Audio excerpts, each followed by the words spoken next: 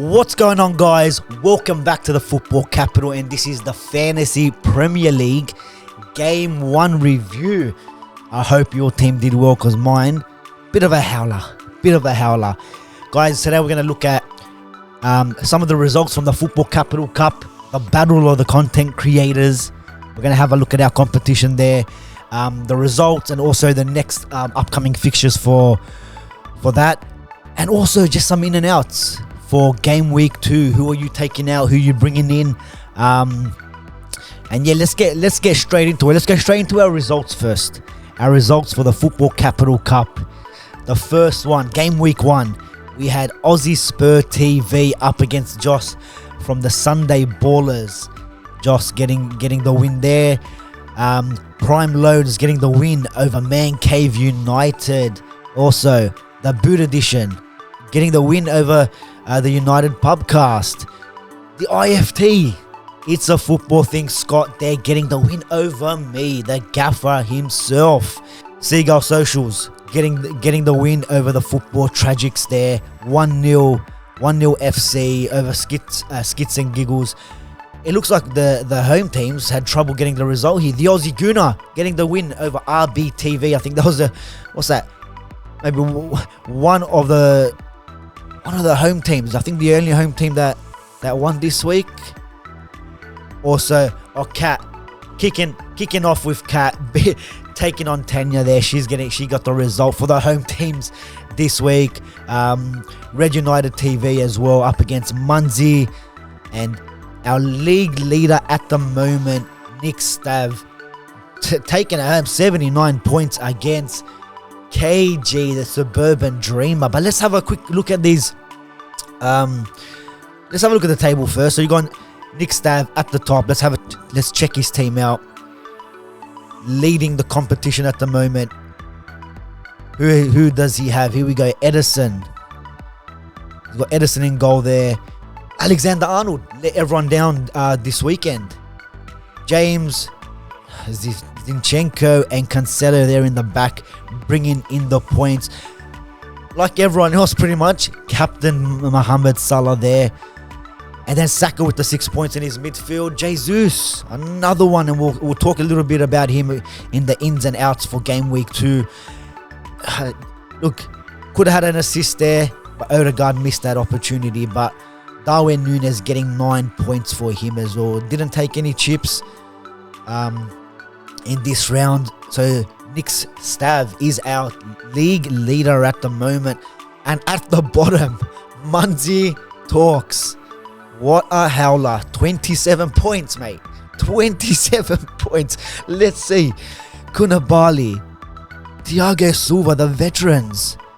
Alisson, Van Dijk, Perisic, letting you down there. Then your whole midfield pretty much. Fabinho, Zaha, Bernardo, Fernandes, Captain Harry Kane. I can see how you made that choice. I think a lot of people would have captained him as well. Jesus as well, letting people down. But then you will look at your bench. Pope with the 6 and Diaz with the 6. I would have put him instead of Diaz instead of Perisic. To be honest, City get them clean sheets. But that's not looking good. Not looking good for Munzie at the moment. But it is round 1. Let's go back to the fixtures. Let's look at game week 2. Josh from the Sunday Ballers up against Kat. Kicking off with Kat. Tanya up against Red United TV. So we've got a Manchester derby. Game week 2, we have a Manchester derby. Munzie Talks and KG, the Suburban Dreamer. League leader Nick Stav up against the Aussie Gooner. In round 2. RBTV up against Skits and Giggles. 1-0 FC up against the Football Tragics. Seagull Socials up against the Football Capital. I've had enough already of Brighton. Now I have to think about them again in game week 2. This is shambolic. It's a Football Thing up against the Pubcast. The Boot Edition up against Man Cave United. And Prime Loans Rami up against Aussie Spur TV. That's your game week 2 fixtures for the Football Capital Cup. But guys, let's get in some of the ins and outs for game week 2. The first one that I want to touch on is Gabriel Jesus. Now, bit of a miss in the first round. Had a bit of a miss, only getting the 2 points for the 90 minutes. And I'm seeing, he was the most selected in game week 1, and I think the most selected ever for a game week 1 in the Fantasy Premier League. So a lot of people had him in his squad. But if we go look at the transfers out for this week, he's the second most transferred out player this week. In my opinion, I'll keep him in for the next couple of game weeks, because if we look at Arsenal's fixtures, right? If we look at Arsenal's fixtures in the next 4 or 5 fixtures, Arsenal, if you look at their fixture difficulty rating, they're up there of having one of the best. So look at Leicester is their next game, which is at home. Leicester not doing too well at the moment, followed by Bournemouth, Fulham, Villa. Before, could be a tricky one against Manchester United, but with their leaky defense, you can definitely see Jesus getting a goal there. So in my opinion, I'll keep Jesus in for the next couple of game weeks. He is probably one of the most cheapest forwards in the game, and he's definitely gonna get you goals. We've seen his form in pre-season with 7 goals or so. The link-up play, creating chances in game week 1. Keep him in the next game week, unless you really want to save money and go for like a Mitrovic who bagged 2 goals in the first, who bagged 2 goals in game week 1.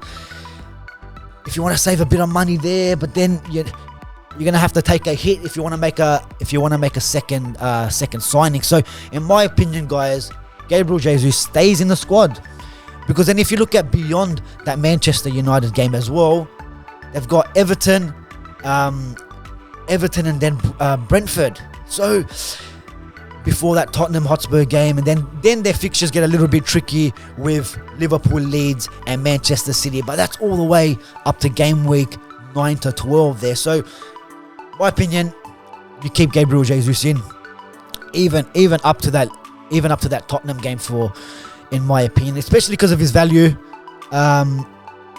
Definitely keep him in there, in my opinion. Now, let's go on to the next 2. Let's just say, that everyone's been talking about. Everyone has planned.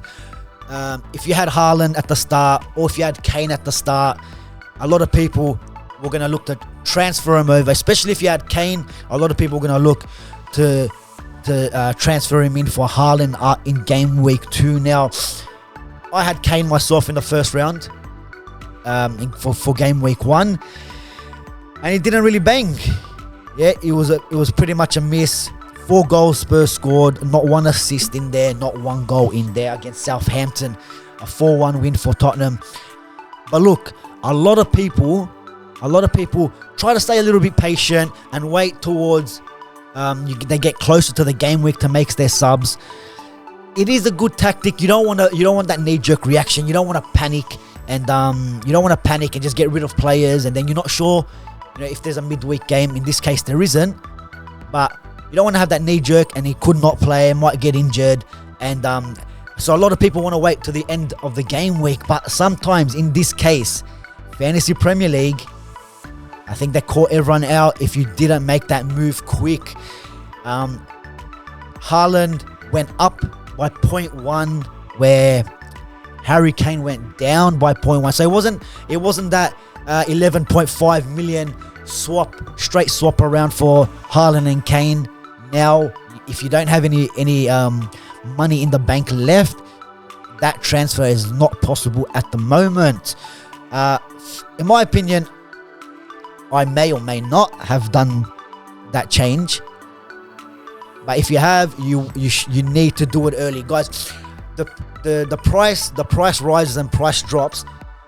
It doesn't depend on if they get goals or their performance on the weekend. It goes by the amount of managers selecting him. Now, if we go back and see how many players have selected Haaland for game week 2, 800,000. So 800,000 managers have have brought Haaland in, and over 600,000 have taken Harry Kane out. Now, if we look at the fixtures for Tottenham and Harry Kane, yeah, they got Chelsea up next.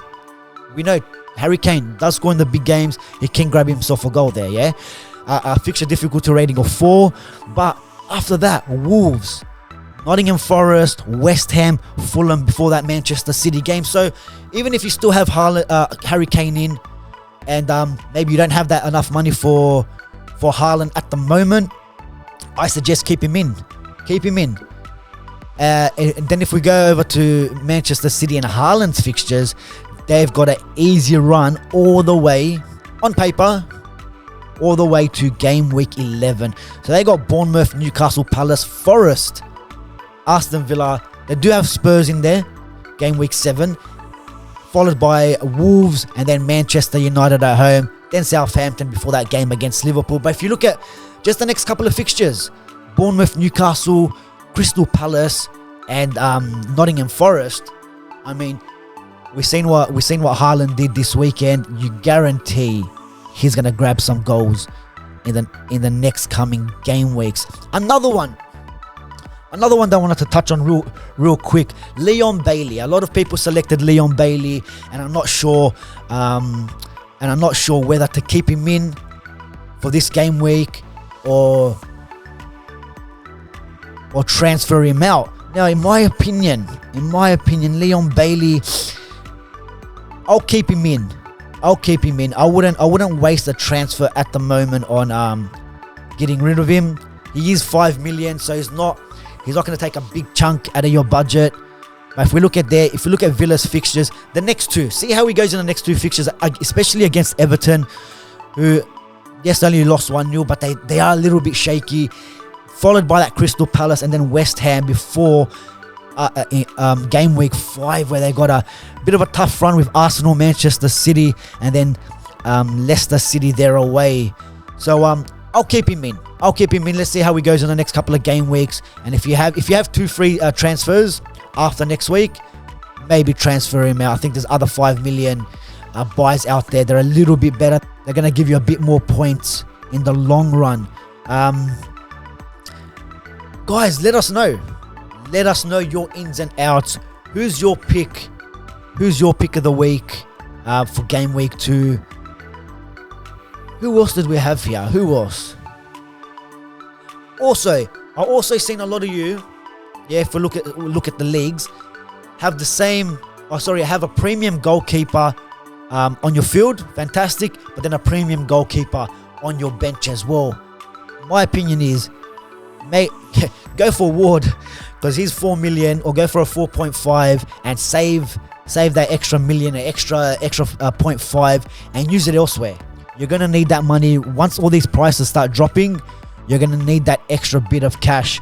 But yeah, guys, like I said, let me know your ins and outs for game week 2. Give me your pick of the week. Who do you think this week is gonna get the most points? We got some cracking fixtures as well coming up. Do we keep the Manchester United players in? Up against Brentford, can they bounce back? I know it's away, but can they bounce back? The likes of Rashford only at 6.5. Sancho as well. Is Martial going to come back into the squad and going to grab us some goals? Could be a little bit of a risk, but you look at some of their games after the Liverpool, they do got some decent fixtures where they're cheap players like your Rashfords. If they get some goals on the board, can get you points for your team and creep up them competition ladders. But even Newcastle there, do you bring in some Newcastle players? They do got Brighton, even though they had a good result on the weekend. But my pick, it has to be Haaland up against Bournemouth, and with Liverpool playing Crystal Palace looking okay against Arsenal, and we know how they are under Patrick Vieira. I could even go and captain Haaland. I know Mo Salah most captained game week 1. In my opinion, Haaland, he's going to get the goals. He might even get a few assists. It is against Bournemouth. They are at home. First game back at home for this season. Haaland definitely is my pick for the round. Guys, I'll catch ya for the Game Week 2 review. Like I said, leave all your comments below. Let me know who your picks are. Even if you have a wild card out there, a wild card player that you think might grab the points for this week. And like always, like, share, subscribe, and I'll catch you on the next one. Take it easy.